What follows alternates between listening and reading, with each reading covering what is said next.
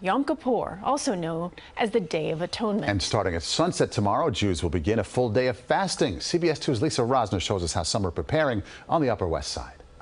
It's definitely a time of reflecting on, what have I done in the past? Ethan Kramer's been reflecting for the last 40 days leading up to Yom Kippur's start on Wednesday. How do I want to be as far as observances, and what do I want to potentially take on this year? He and thousands of Jews across the world have been reading the 40-Day Challenge, a book of daily short tales authored by Upper West Side Rabbi Mark Wilds. And then there's a question, there's just a challenge question to sort of personalize the teaching, so that it can serve as like a diary, a spiritual diary leading up to the high holidays. It incorporates stories of people like football star Tom Brady and his work ethic, President Abraham Lincoln's philosophy on anger, and violinist Yitzhak Perlman, who once lost a string in the middle of a concert and kept playing. He said, our task is to make music with what remains.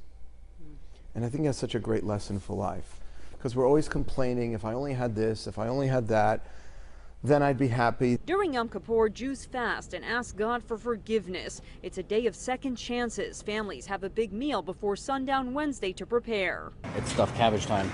Shlomo Klein, co-founder of Fleischigs magazine, says a traditional pre-fast meal includes stuffed cabbage, which is also on the magazine's new recipe app. The dough or the cabbage represents more, in this case, kindness.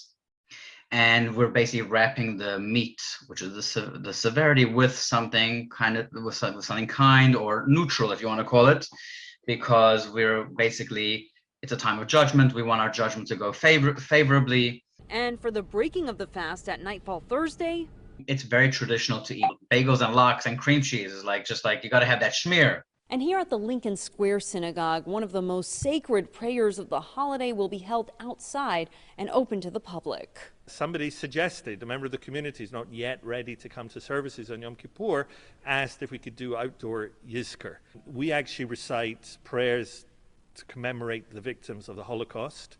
We recite prayers on behalf of all those who fell in service of this country. Cantor Yaakov Lemmer will lead the solemn prayer on the sidewalk, or if it rains, under the scaffolding on Amsterdam Avenue.